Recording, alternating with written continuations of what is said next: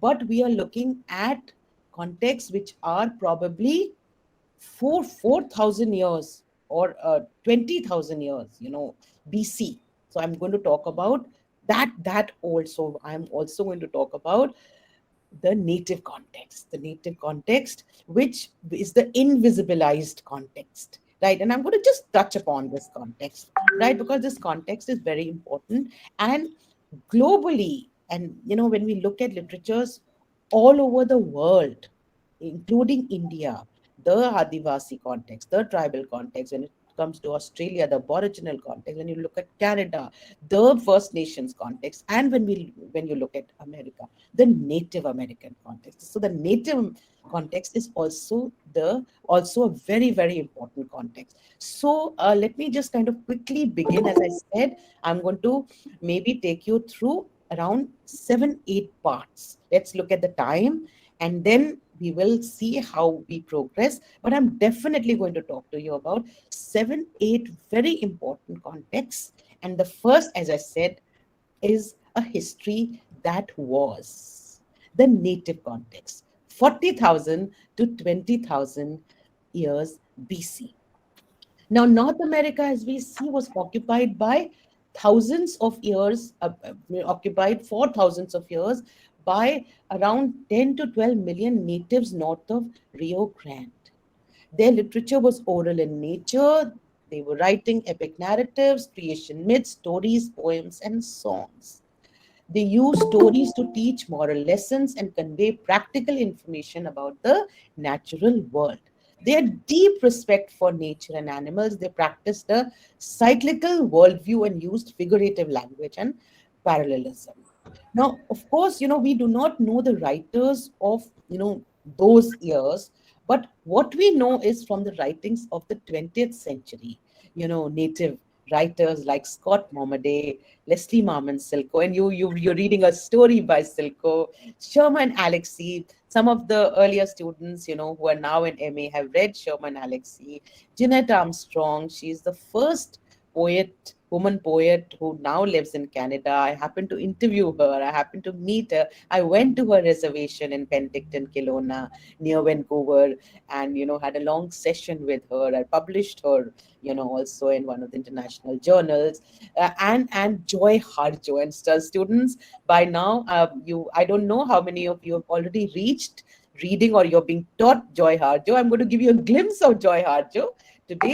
But Joy Harjo, she happens to be the 23rd Poet Laureate of America today. She's been the Poet Laureate since 2019. She's the one who read at the presidential, ceremony, of the present president of America. So Joy Harjo, who comes from the Muskogee tribe, and several other literary characters that we are familiar with. Right. Pocahontas, you might have heard of this very important character, Chingachgook, who figures in, in Cinema Cooper's Leatherstocking Tales, Queequeg, he figured in a native, he figured in Moby Dick, Herman Melville's Moby Dick, the figure of trickster, Lone Ranger, Buffalo Bill, Buffalo Bill, the cowboy cult and the Buffalo Bill, very common, you might have heard of these, terms, you might have heard of these names. The Indian princess Tiger Lily from Barry's Peter Pan, you might have heard, you all might have in your, young days, on your childhood, read about stories of Peter Pan and so on and so forth. So we are familiar with some of these characters, and I've just named just a few, right, for you to just, get a idea of what I am talking about. As I said, every little context that I talk to you about is actually, as I said, one semester long course, right? But it's important for you to understand, and the course that you have right now gives you a glimpse of all of this. So it's very important for me also, and I think it's going to help you to at least get some idea of these, contexts, right? Now, in 1616, some English fishermen brought the European disease bacilli, which annihilated around 25,000 natives in New England. And in 1630 came smallpox, killing thousands of natives. The rest, as I said, died, their lands usurped, taken, And a very fine example of their land being taken is, and some of you might have read this or at least heard about this in your school, or otherwise your teachers might have just talked about this, is Chief Seathel's letter to President Franklin Roosevelt, A Simple Philosophy.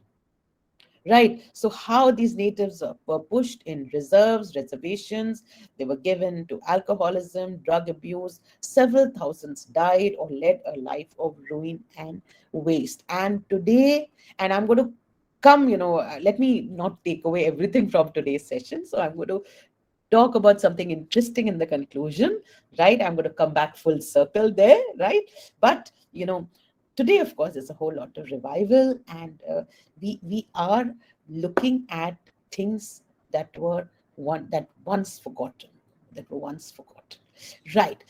I come to the second most important context with which we grew up.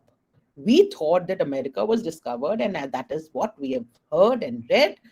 Christopher Columbus reached the East Bahamas around 1492 and seemed to have discovered this new land. But the context that I and this is the context that we know of. And I have called it, I have named it a history. The second context is a history created. It is the American dream created through the Puritan context of the New Englanders. Right. It is the context of the European settlers and setting up of the Puritan England. Right. So in 17th century, a tide of immigration, one of the greatest folk wanderings, swept through Europe. Early immigrants came as early as 15th, 16th century. William Penn, the poet, recounts the experience, and this movement was impelled by powerful and diverse motivations. Built, of course, it was also a result of a whole lot of disillusionment with the Church of England, and these Puritans wanted to build an utopia of sorts, a kind of city upon a hill, and a new Jerusalem, right, in this new land. So it was, as I said, impelled by powerful and diverse motivations, built, and this is how they built this, and that's how what they called a nation out of wilderness. Now we all know that one context, one set of people, one whole lot of people were totally ignored, right? The America was already the land of the natives. That is why students and friends who are here and listeners, I spoke about the history that was, that was a history that was kind of eroded and erased, right? Now, of course, we need to kind of discuss this because this happened to be the primary hegemonic ideology that ruled America for decades and for centuries, right? So, America is therefore a product of, and this I'm talking about the early America of the 17th century and the 18th century, was a product of two principal forces: the immigration of the Europeans with their varied ideas, customs, and character, and impact of, and I'm going to remove a word from here, impact of the new land, no, impact of this land, right, which is this kind of and this land which modified them, their distinctly diverse European cultural traits to suit their own. So they, of course, America, and if you read Crevaker, the American farmer, Letters to the American Farmer, he talks of this distinct American character. He talks of, America being this hugely democratic state. And it's later on that he will talk of the uncomfortable truths of America. And I'm going to come to that context a little later, right? And some of you are, of course, absolutely familiar with this context. We talk of the white America, and then we talk of the Black America, and we talk of the brown America. Right. So I'm going to come to that just a little later. But so as I said, there were Englishmen, there were Dutch, there were Germans, there were Scots, Irish, Swedes. All of them brought their distinct cultural traits, and supposedly there was this amalgamation into a new kind of a character, and which was exceptional in many ways. And this was the narrative from Crevaker and many others, that this narrative was kind of built. And as I said, there was the emergence of Puritanism as a hegemonic American ideology.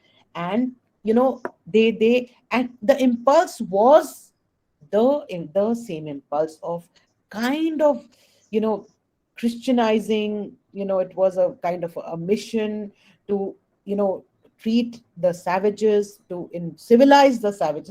It was in many ways a kind of a civilizing mission. We have William Bradford, who wrote of Plymouth Plantation. We have the Puritan theologian Cotton Mather, who absolutely approved the genocide of the natives. And the attempt was to transplant themselves and their culture into a new world. You see, there's a whole lot of thrust on newness, new.